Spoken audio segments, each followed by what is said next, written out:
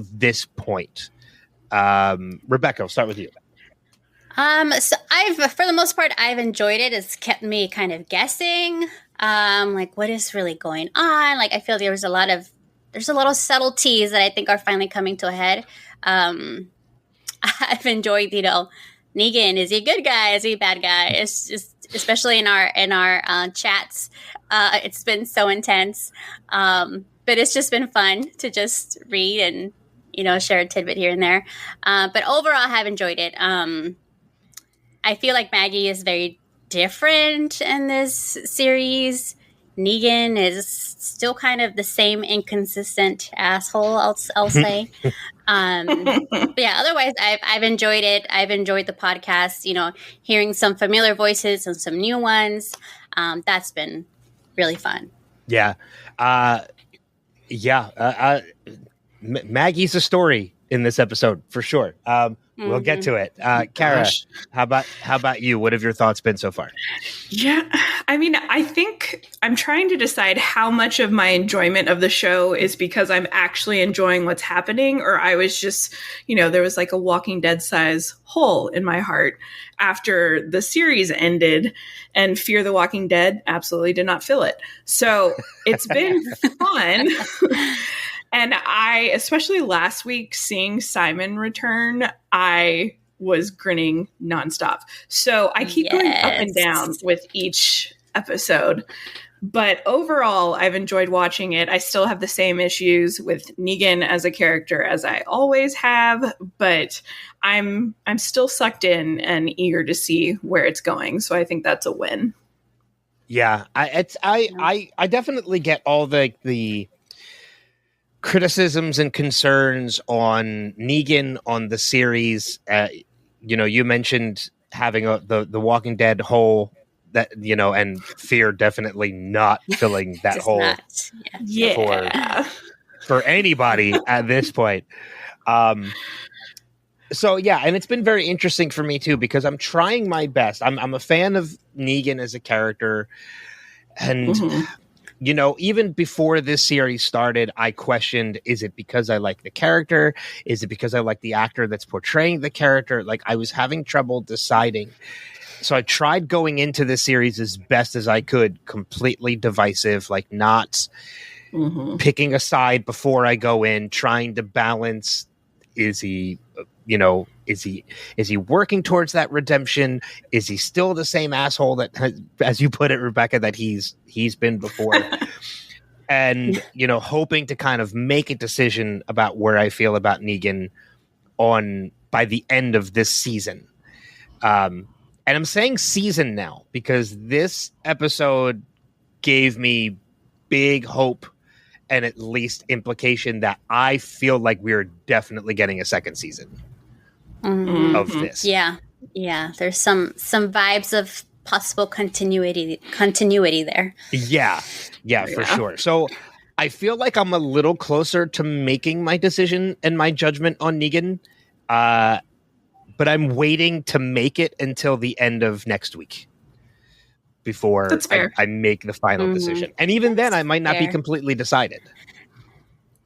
I don't know if I'll ever be completely satisfied with my opinion on Negan, because I feel like I get whiplash sometimes with how they're writing him. Yep. But we can talk about that for sure. Yeah.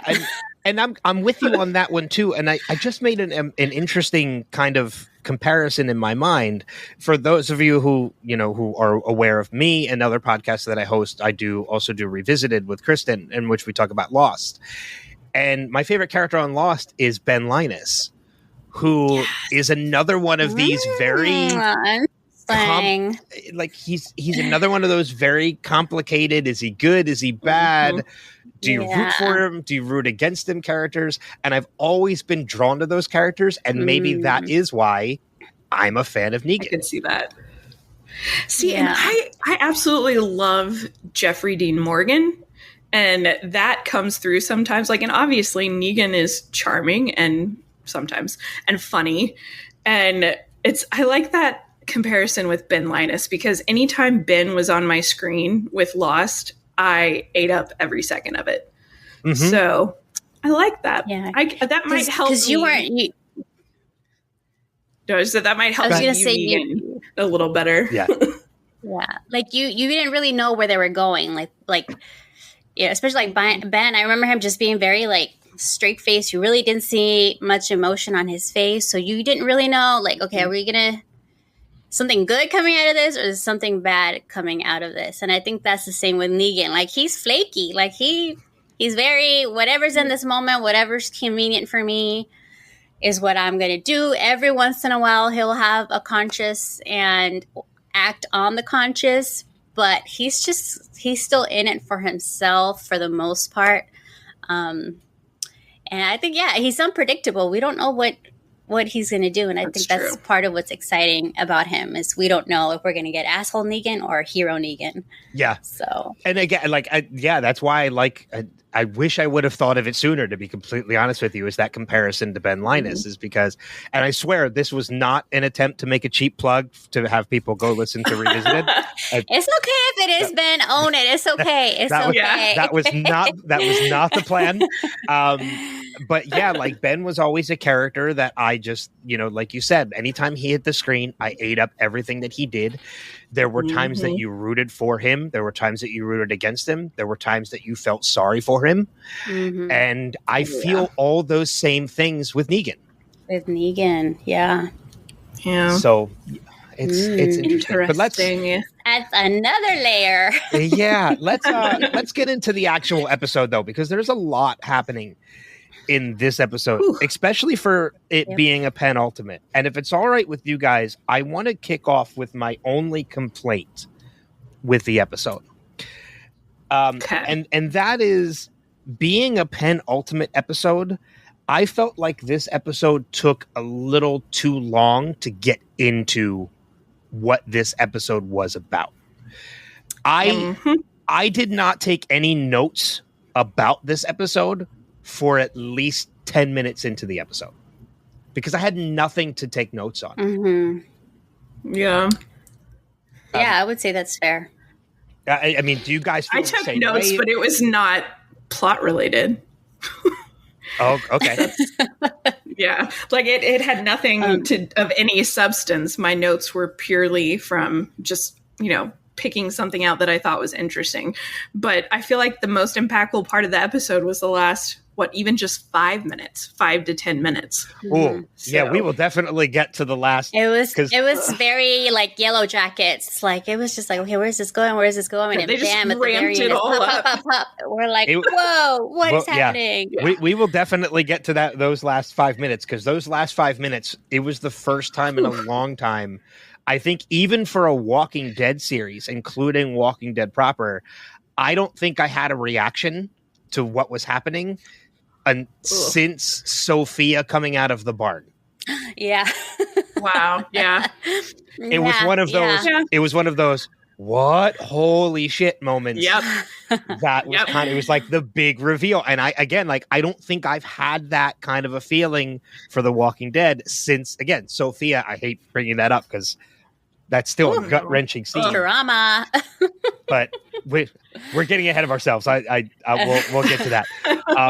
But yeah, like I felt like a lot of what we got in the first maybe 10 minutes of this scene, it was obviously Tommaso, Amaya, Maggie, and Ginny walking through the sewers. There wasn't really a lot of action happening. They were just coming across a lot of bodies. You saw some movement. They got the big fat pile, which I don't understand what that was about. And then you had Negan and Pearlie, who it was more of the same of the end of last week. It was the two of them together, Pearlie being a dick, and, Negan just being a prisoner. And that was really all we got for the first 10 minutes of this episode. Mm-hmm. Yeah. Yeah. It's true. Ugh. So that was my biggest complaint with the episode. And to be honest with you, I think it might be my only complaint with the episode. Yeah. Because once I started taking notes, It was like, you could, it was, yeah. I watched the after, like the special with the showrunner and the big walker. He called it the Walker King. With like the 3 or 4 walkers in one, which I'm sure we'll get to. But yeah, he called it the Walker King. Yeah. There was a couple. I mean, we usually don't talk about the post episode or the upcoming because not everybody gets to see it. But there were two key elements that came out of that I feel like we have to mention, and that is, as you mentioned, it's basically more. We got the names of two characters. We got the name of that Walker. Because it's not mentioned in the episode. And then there's another character that's introduced in this episode who was never named until that whole behind the scenes with the show. But again, we'll bring that up when we get there. Yep. So that was my first point with it, was just my only complaint. So I'll pass it along. Who wants to go next as far as bringing up something they want to discuss? It's like mine is kind of quick. So my first point was the whole hotboxing of dead people in the sewers, just because I was nerding out over it and how gruesome it was. And so I love the idea that the Croat's, methane lab is how he's creating fuel essentially from all of these decomposing bodies. And just the thought of the sewers and the thousands of bodies decomposing, releasing all of this methane into the air, being a threat is something that I don't think I envisioned at any point in time when thinking about a zombie apocalypse situation. And the morbidity of it was fantastic for me, thinking about just the practicality of it, methane trapping heat. And I thought it was a smart way to give them at least a struggle in the sewers underground, other than what we've seen repeatedly before, is being underground in the dark. There are walkers, impeding your way or attacking out of nowhere. I thought it was kind of a fresh danger to introduce in that situation. So I appreciated that. Did you say that you thought, maybe I misheard you, but did you say like this was a complaint that you had or that you didn't have? No. It was me nerding out. That was my point that I made at the beginning. That's the only notes that I took at first for a while. I was like, this is actually kind of smart that they have thought that far. Not only sewer gas and methane being released from all this decomposing waste and organic material, but throwing in thousands of corpses was a fresh take with the methane dangers. So it's not every day that we see something new on a zombie show. Yeah. Exactly. I mean, it's like on one side, like the science of it. I'm a petroleum engineer by degree, so just hearing like the methane talk and the fuel stuff, I'm like, oh my gosh, this is so cool. Like this is morbid, but scientifically genius. Now it's weird when you farm bodies for literally people are a resource. Like this is like literally, a natural resource coming off of human bodies is so interesting. And and then I thought the camera work on that point, the camera work they did to feel like the methane high and the toxic gases, I thought was really cool because it really made you feel like, like it must be hot as hell in there. And then the gases, like I feel like they did a good job of, at least for me, like making me feel like, this making me feel kind of dizzy and, just thinking about just breathing in all that. Very effective. Crap. That's for sure. Yeah, and not only that, but from a story perspective, in addition to creating a new threat for these characters to go through, walking through the sewers, one of the things that I thought was really cool about the whole sewer element was that there weren't just hotboxed bodies under Madison Square Garden, like where they went in. When they walked into Hell's Kitchen or they walked into Chelsea, those bodies were everywhere in the sewers, which kind of adds an element to these villainous characters, whether it's the Croat or the Dama, like it's wherever they are able to pull from this fuel source. Yeah. Because the sewers, the entirety of the sewers is this hotboxed area. It's like it doesn't matter where they're at, they're putting these bodies down there, it's creating the methane, and that's where they're able to pull from. So even though they left Madison Square Garden, wherever they are now, they are still able to manufacture this fuel. Yeah. It's pretty which smart. I thought was incredibly creative. Yeah.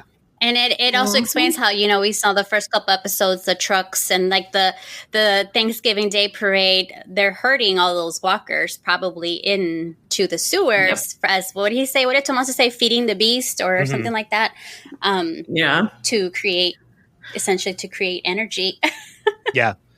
Brilliant. It really is a really smart idea. I mean, and it gives you like the creative minds behind the people. Like, how would we get fuel during a zombie apocalypse? Oh, well, let's use our most abundant resource, zombies. Yeah. Like or people. Yeah. Like walkers. People. Like these are it.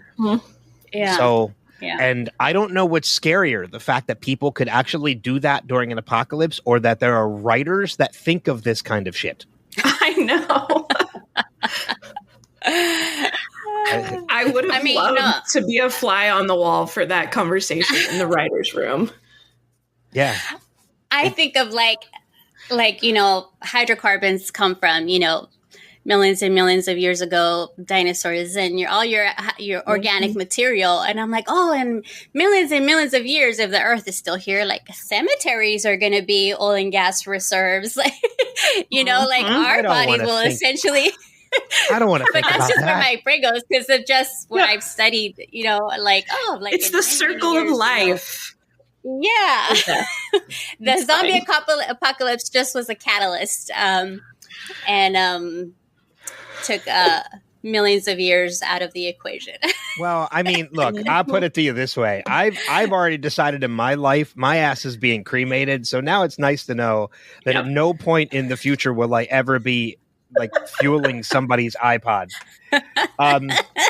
or powering somebody's iPod. Rebecca, how about you? What's one of your first points that you wanted to bring up and discuss? I think the first point I want to talk about is Negan and Pearlie, because they spent a lot of time with Negan and Pearlie in this episode. And here's kind of my takeaway. I think Pearlie is serving as the audience, as us. Because, he had to do a lot of it, because we got his backstory about his brother, was a drug addict. And so I guess when the apocalypse started, Pearlie and his parents got out of the city and left his brother behind. It didn't sound like it was intentional. He just said that it all happened so fast. And so, he's now conflicted about leaving his brother to die, even though his brother was a drug addict. Did he really deserve that kind of death? So, there's these moral nuances to those kinds of stories. And with Negan, we feel the same way. Like, okay, again, are you a good guy? Are you really the villain? Like, did you, it makes us question how we feel about Negan. And now Pearlie's questioning how he feels about Negan. Because, Negan tried to first attack him with a walker, throwing that walker at him to try and get away. Oh, yeah. But then Negan's like, oh, I don't like to leave people behind to die. And I'm like, bro, like, make up your mind. You just threw a walker at him. Like, I know.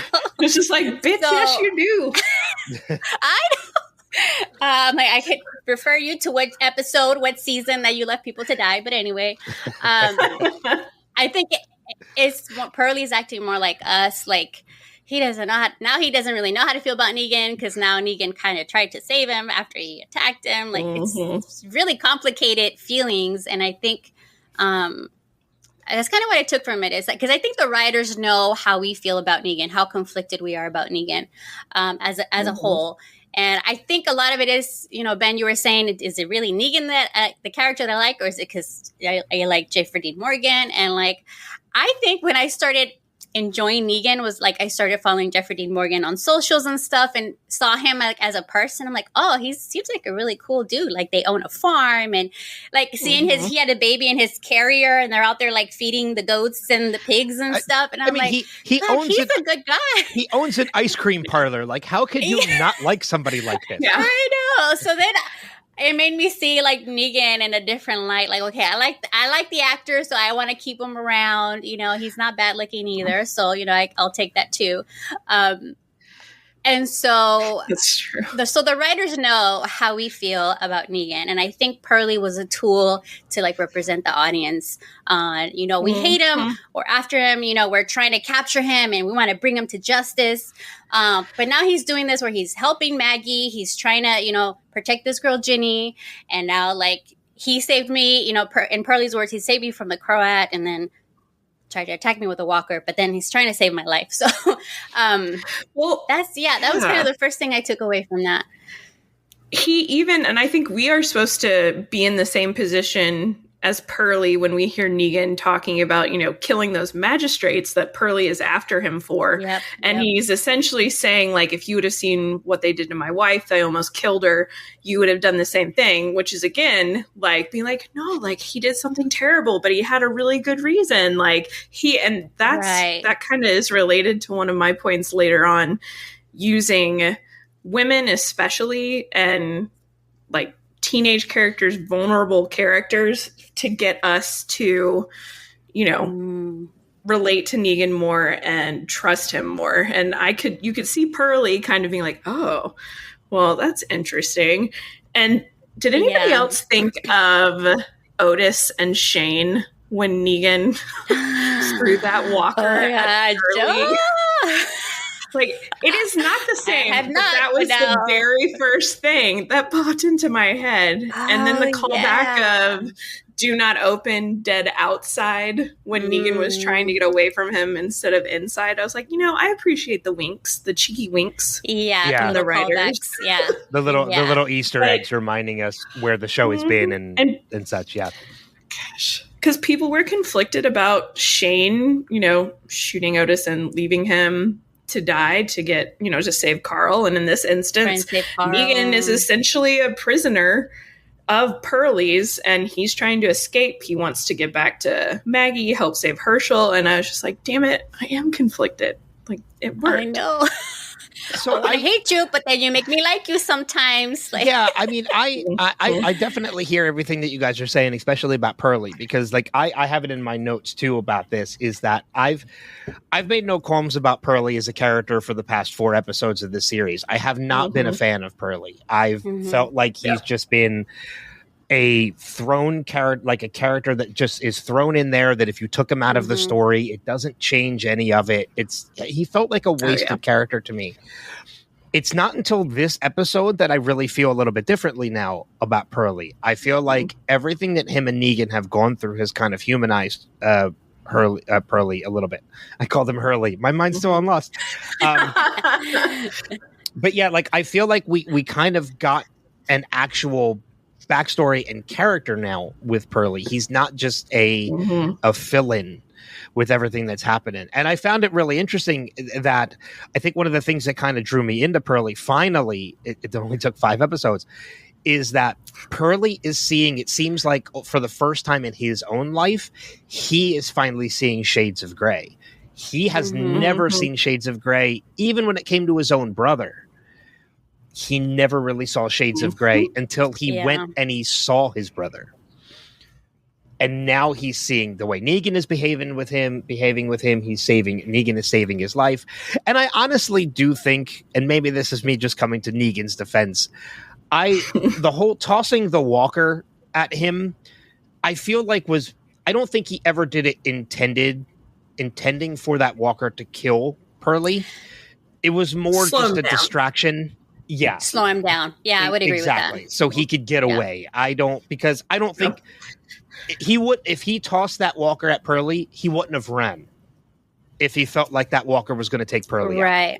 He would have taken his time to get out, but he was running, he was struggling to get those boards down. It was all, to me, in my opinion, just a distraction to get Pearlie kind of to create some distance between the two of them. Unlike Shane, absolutely knowing what he was doing. Well, I mean, and that's the thing. Like you say, like people were conflicted on Shane. I was never conflicted on Shane. I knew from day one Shane was a dick. Oh yeah. Like I had that feeling from Shane from day one. Which is why I was rather disappointed they didn't kill off Shane in season 1. It took till season 2 to Season 2. I kept waiting for it after the comics. I was just like, oh shit, they're keeping him around. Yeah. Good old shit. Exactly. And I'm kind of recollecting a little bit too, like saying, going back to the whole, is it Jeffrey Dean Morgan or is it Negan? Not to kind of beat a dead horse with this point. I'm thinking about other movies and television shows that I've watched where I've actually been able to separate the two and say, this guy is an amazing actor, but Jesus, I hate this character. Like, and that goes to like the credit of the actor. But I don't feel that way with Negan. Like, I feel like if I really truly did hate Negan, I would be able to separate and say Jeffrey Dean Morgan is amazing, but I hate this character. And I don't feel that way, which makes me think like I feel like there's a part of me that actually likes him. Yeah. Because the course of the podcast, we've talked about how Pearly, like even me, I'm like, oh, I don't care about this dude. Oh my God, he's such a waste of screen. Like honestly, like I have no investment in you. Like you're just an inconvenience to me at this point and to Negan. But then it hit me. I'm like, wait, I think he's just representing us. Like I think he's like representing the audience and pointing out, again, we've been seeing things very black and white with Negan. And then here comes Pearly and starts like, oh, he's seeing the shades of gray. And then I'm like, oh, maybe it's... So that's what I feel like the intention was with Pearly. Because, why are you wasting so much time on this character that we have like no investment in? Like, I don't care if he died. Like, I was like, why is he here? And then, I just thought, I'm like, I think he's representing us. Yeah. And to the other point about Shane, like with Shane, I was conflicted because like when he was trying to take care of the walkers in the barn, I was like, yes, Shane, please, let's take care of this problem. Like, why are we dragging this out? Like, get her done. Like, I'm a very, plan doer. Let's do it. Like, I don't have time for the emotions. Let's just get it done. So that part, I was like, go. I mean, I didn't like his approach, but his intention, I think, was good. His approach was not good. So I was conflicted on Shane. I just I hadn't read the comments at that point. So like it was a shocker, like how he went out. It was a really good one. But I was a little conflicted with Shane. I mean, granted, he did move in on his dead friend's wife. But Shane did a lot of shady shit. I mean, but when he wanted to get things done, like he wanted to just get them done and not like dwell on it. I mean, look, the series has ended, but the question still remains, who is Judith's dad? I mean... I know. We know it's Shane. We're just going to put that out Everybody knows it's Shane. It's Shane. We're just going to put that... We're just going to put that out there. Well, hold on. Let me rephrase it. Rick is Judith's dad. It's a question as to who's her father. Who's the biological dad? Who's the father? Now we're going back to the original Walking Dead problem. But so like it took me this long to finally come around on Pearly. And one of the things I really appreciate, we kind of talked about this a little bit, I think either during the first or second episode of the series, that we came to the conclusion that his brother was a drug addict because you saw the crack pipe on the stove when he went and visited his apartment. So we kind of knew that already. But getting more of the behind the scenes of the family, like finding out that like his brother Joel struck his mother. So they kind of left him out on his own accord and had to be on his own. But hearing that, like how much Pearly loved his brother Joel, how much he wanted to be like his brother Joel. Like when Joel got the job with the city, Pearly went and did the same exact thing. Like these are all elements that finally humanized Pearly. He didn't feel like a throwaway character anymore after this episode. Yeah. And I cared about him more than I did Tommaso and Amaya. That's for sure. Oh, we'll get to that. We will get to that. Because I have notes on all that too. So so I'm kind of glad because it's so funny because in my notes, like it's immediately like they're two notes apart from each other. It's Negan escapes Pearly, doesn't leave Pearly behind. Like they are almost immediately like next to each other on the page.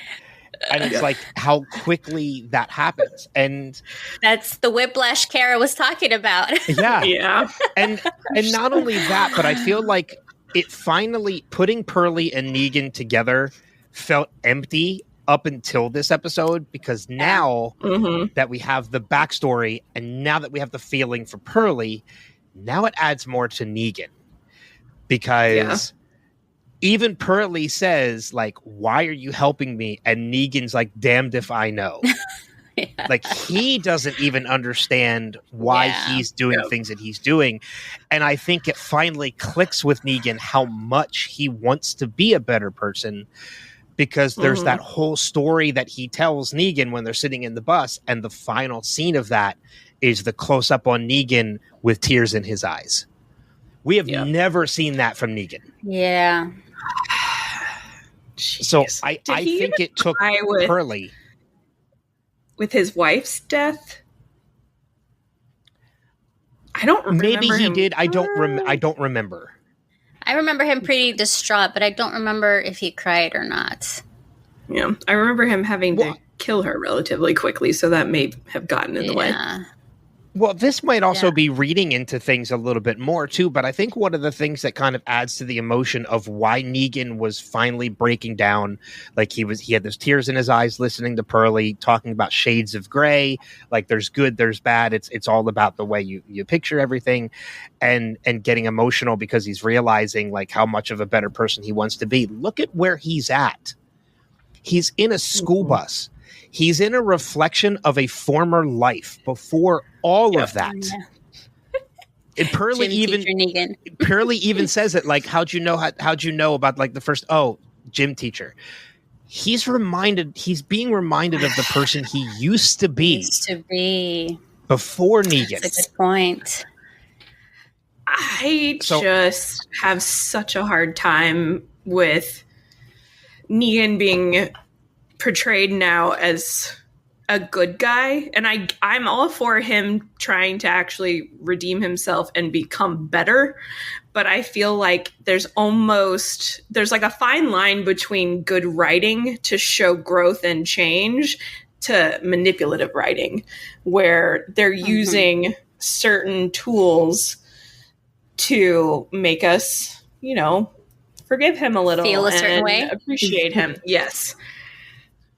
Like, well, how do you feel that this episode is doing it? Do you feel like it was manipulative, or do you feel like it was good writing? So with Pearlie, I see it as good writing. I understand him, taking it all in, and he obviously felt something when Pearlie was going over his experiences. My issue comes in more with what I know about his past influencing what I'm seeing in the present, especially when it comes to women and little kids, because we always joked, especially in the Principal series, like Negan was a gym teacher. He had a soft spot for kids. Like he had this connection with Carl, this connection with Lydia, this connection with Judith. And now we have this teenage girl who's vulnerable to the point where she literally has no voice whatsoever. All she is there to essentially show that Negan is helping her. He's her protector. We learned earlier that he sent Annie and his kid off to protect them. So we see all these instances of Negan being protective, especially when it comes to young women. And I still have the hardest time reconciling that with Negan as the leader of the sanctuary, essentially having all of these women as his wives, as concubines. Yeah. Like that is what keeps, it's always going to be in the back of my head. And I think it was brilliant too of them showing Maggie having those, methane hallucinations where we're seeing the flashback of Glenn's death, because it reminds us of the brutality of it. This is what he did. Yeah, and I do think they are intentionally wanting us to feel conflicted about Negan, but when it comes to Jenny's character and, how his history with vulnerable characters, that's when I start to feel it's manipulative as opposed to showing real growth, like his reaction to Pearlie. Okay. I mean, I can totally understand that, because you're right. I mean, he he had a harem when he was, the leader of the sanctuary. He had a different woman every night. I mean, and I know there are people that come to the defense of that, but I'm not one of them. because I know exactly how he was at that time as well, and that's why there are times that I can be conflicted too. Maybe I'm a little too easy to give forgiveness to characters, especially fictional characters. Maybe not so much in real life, but fictional characters for the sake of story. I'd be like, okay, maybe I can kind of forgive them. It's one of the reasons why, like, I'm such a, not to bring another franchise into this, like I already have with Lost. But like, it's probably one of the reasons why I'm such a fan of the Fast and the Furious movies, is that it seems like every time they face a villain in the next movie, that villain becomes a part of the team. Yeah. Like, I'm quick to forgive them. It's like, wait a minute. He killed Han, and now he's part of the team. It's like, come on. Your friend, what? So that's a good point. Like, the perspective of, obviously we all have our own perspectives and viewpoints. And for people that don't know, I was a prosecutor for almost 10 years. And so I dealt with a lot of, sexual assault cases and crimes against persons. So I am 100% sure that influences the way that I perceive and see Negan. So it's inevitable that we're all going to bring our own perspectives and experiences into it. And that's, that's just something that's unavoidable, but I'm obviously still watching. So well, and that's something I've said since episode 1 of this, when Randy was on, is that one of the things I actually really enjoy about this show, characters aside, well, no, not characters aside, because they're absolutely part of this point, is that the writers have created something so good in that it has created something incredibly divisive between people. Like, you are divided. It's all a matter of, they've written something, like they'll write a story point, they'll put it out there, and it's not completely one-sided. Like, everybody doesn't look at it the same way. It's everybody looks at it in completely different ways. It's the whole shades of gray that we're hearing from Pearlie.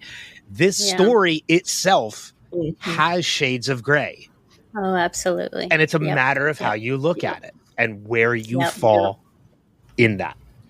But I will say, Kara, I kind of, when you said that fine line between good writing and manipulative writing, because they're definitely making us try to feel a certain type of way for Negan, so that we can be extra shocked for what's to come next week.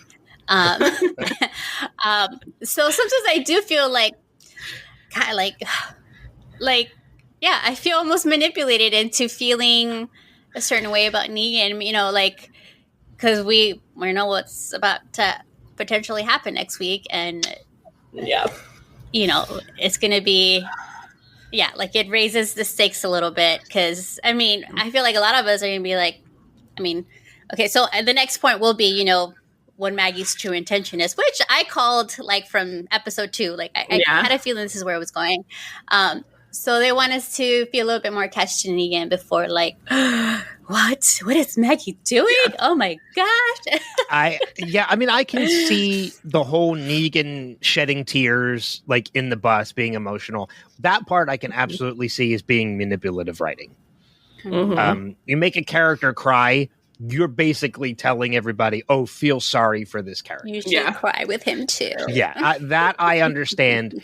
Up until this point, though, I would call it good writing, at least on my point. Now, after that, I can kind of see it as a little manipulative. It's a little bit more on the manipulative side of the line. That's what I love is, like, how different we all see it, and how there is, like, a fine line. Obviously, writers are writing things to make you feel something and get to a certain point. It's just, I guess it depends on the subtlety of it, is when it might cross the line into some of us feeling it as manipulation, and I don't know. Yeah. Well, that's one of the reasons why I've enjoyed having different co-hosts every episode of this, is because everybody sees the series differently. I have had people on who absolutely despise Negan. I have had people on who love Negan. So it's very interesting to me to kind of get that perspective, a different perspective, every time we cover another episode of this, because it's always changing. Yeah. So, But yeah, that was a good point about bringing up Pearly too, because that was in my notes as well.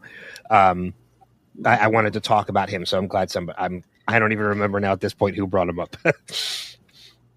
Was it Kara? I talked about how Pearly was like representing the audience. Yeah, that's right. We talked about it so much, I was like, I don't even remember, because it was a good conversation. So that's kind of why. So who is it? My turn to kind of go next, or I guess it doesn't really matter. I believe it's you, Ben. This is something very quick. Actually, I'll save that. I'll save it for later. Let's talk about Tommaso and Amaya, because I heard that growl. So I'm right there with Maggie in that scene where where those little tanks are, and Tommaso's kind of off in the corner, and I'm like, oh, like what's he doing? And then suddenly he comes out with oxygen tanks. I'm like, ta-da. They just happen to be there. Like, it's all too convenient. Yeah. And I saw her, like, I saw the look on Maggie's face, and I'm like, I'm right there with you. Yeah. There's something very She was not smooth. No. I would be like, there's no way the Barazzi would be that careless with their inventory and just leave canned oxygen just laying around.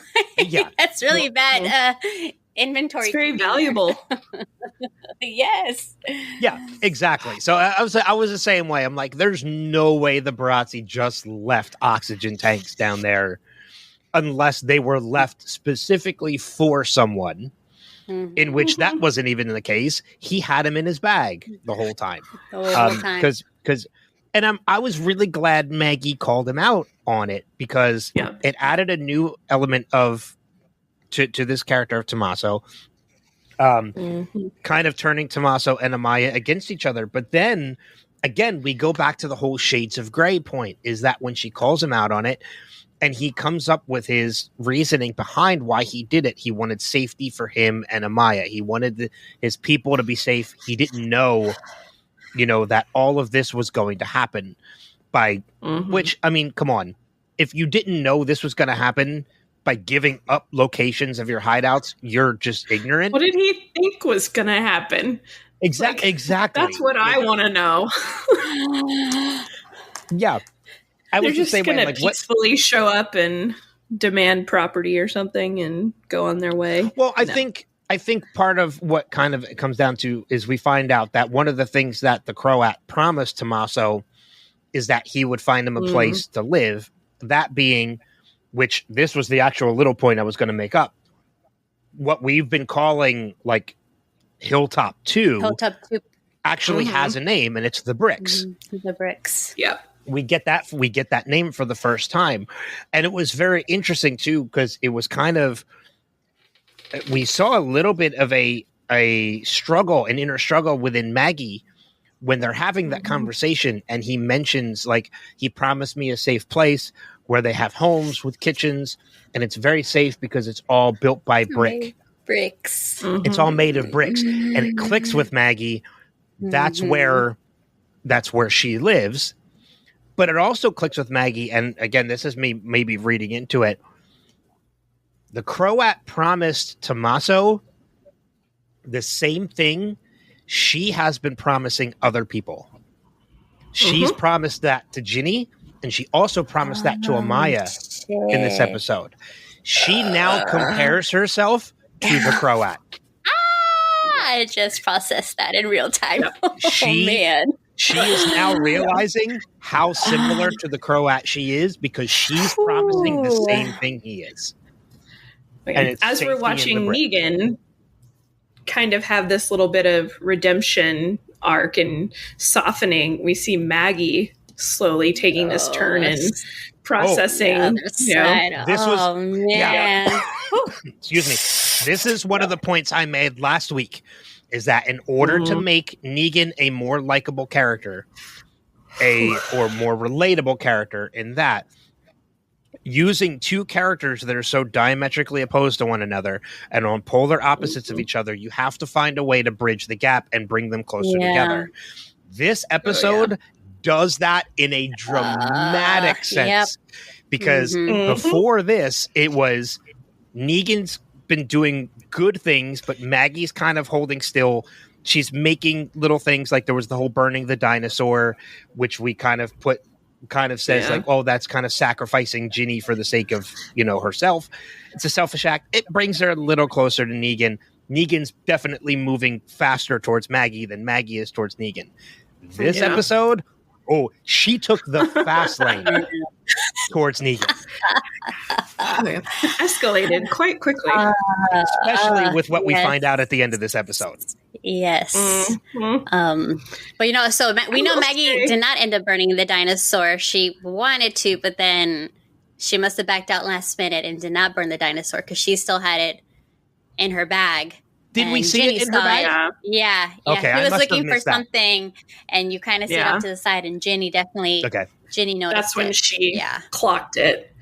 I will say with Tommaso, I was completely thrown off at the beginning when, they're in the sewers at first, and Maggie, they're talking about an extra flashlight, and he has one in his bag, and he wouldn't let Amaya go into his bag. Now thinking about it, I know that's because of the oxygen tanks, but I was still thinking, well, he disappeared off screen for a while. Like maybe he's hiding a bite and he doesn't want to move his bag or something like that, which is another time I was like, The Walking Dead has done that. I don't know how many times where we see somebody, disappear off screen and then it turns out that they're bitten and we see it later. So it was another kind of subverting my expectations moment that made me happy that it was not what I was expecting. It's not that.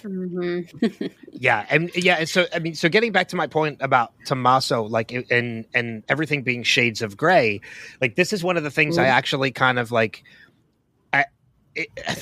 I guess maybe looking at it from Maggie's point of view at the same time as well, because she kind of comes around on it too, is that I looked at it exactly the way she did. Like you're evil. You turned against your people. You turned against Amaya. You reported everybody. You're responsible for all of this.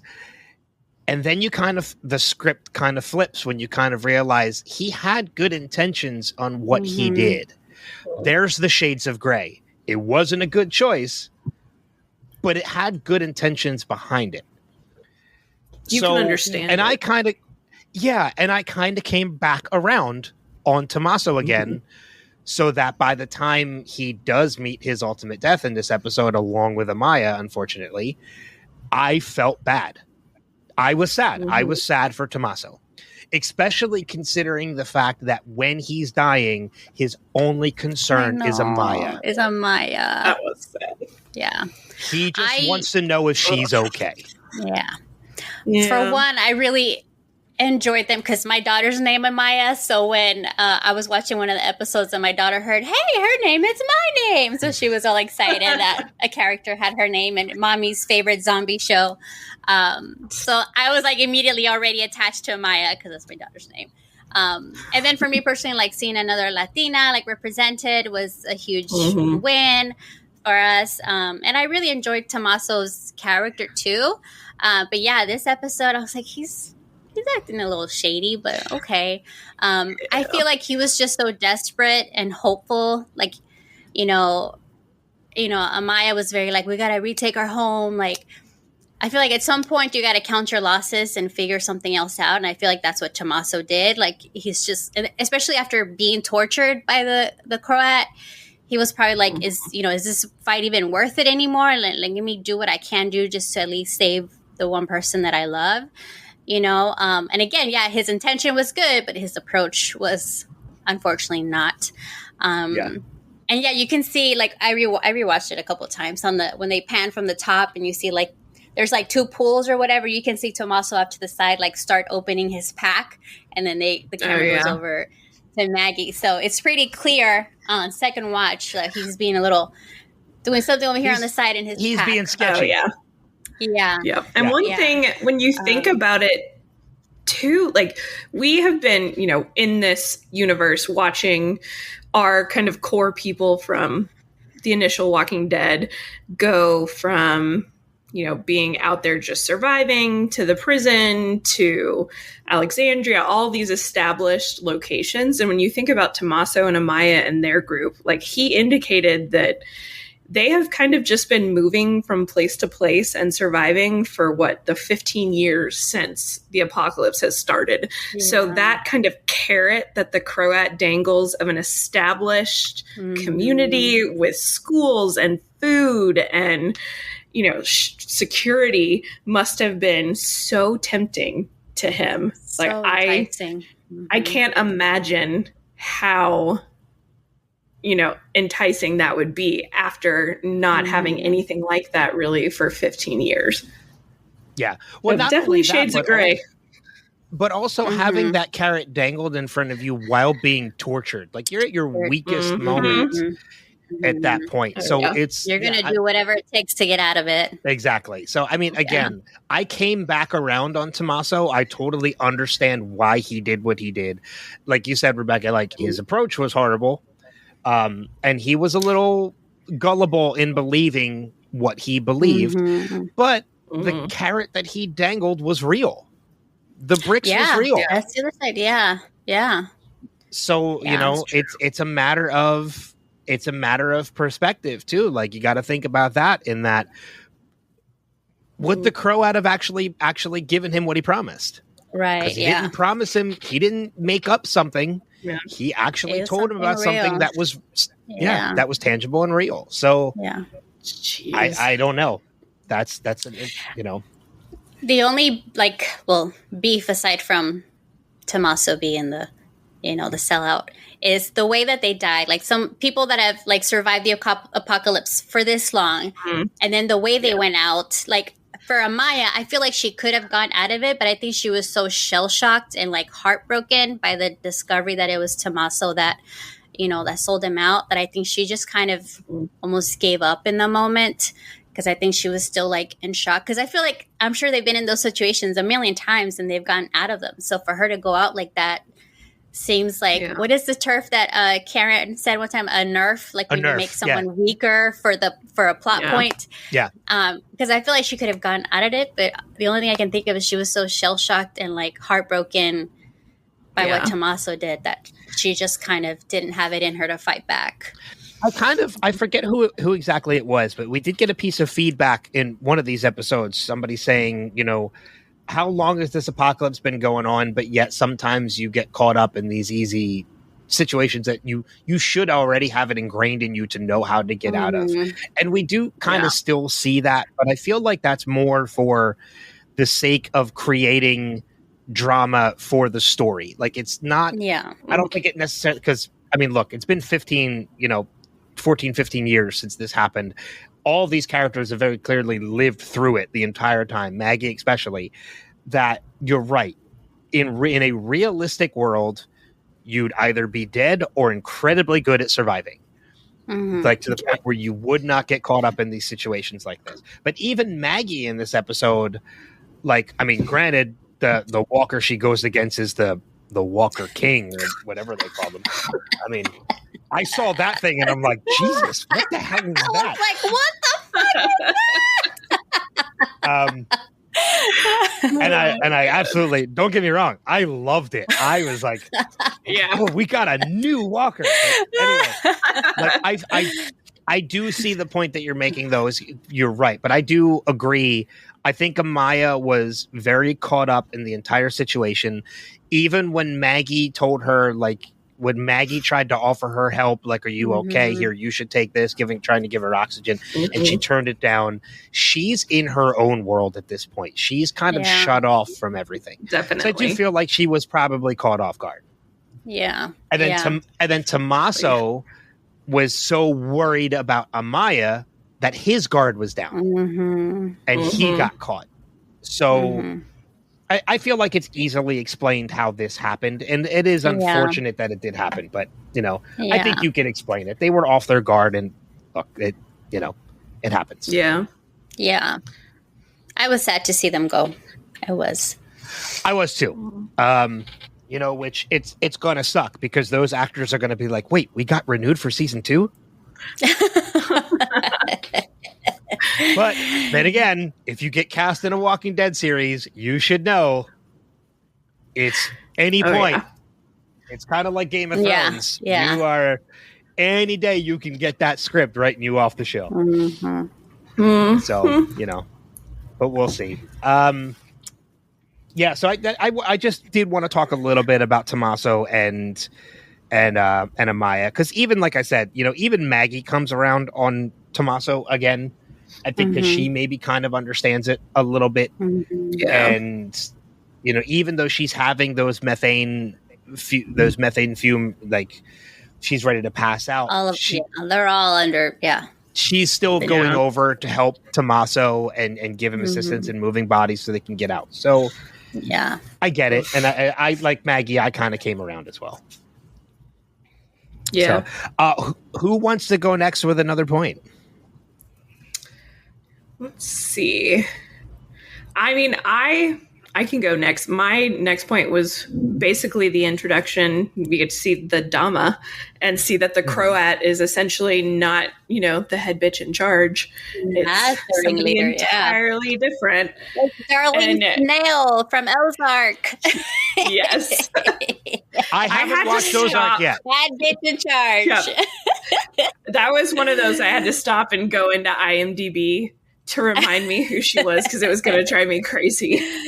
But first, I'm a theater nerd. So the fact that I am too, the Croat walks in, and anything goes, this demented, twisted version was so fantastic.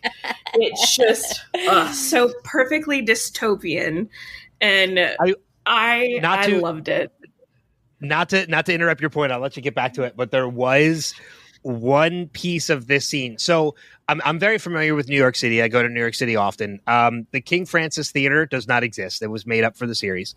At least not as far as I know. I've never heard of a King Francis Theater. But it did make me laugh, because there is a really cool shot of the Croat entering in the theater, shot from the inside looking towards the door. But if you look very closely, you can see cars going by in the background. Oh my god! So they did not put anything behind the door. If you go back and you rewatch it, look very closely. You can see cars going by in the background. The Croat and his boys have cars, so. All right. Well, we just explained it then. Thanks, Rebecca. With their zombie fuel. So. Yeah. Yeah. Oh my god! I just wanted to. I had that written in my notes that there's a little bit of a continuity issue of the doorway that you can see the cars in the background. Which, I mean, come on, with AMC money, you'd think they'd be better than that. Mm-hmm. Oh yeah, maybe it was another subtle advertisement for a SUV or something like that. So I don't know. I don't know if you could tell what kind of cars they were. But yeah, it was a lot. It was fun hearing Anything Goes being played by the Barazzi on the piano, and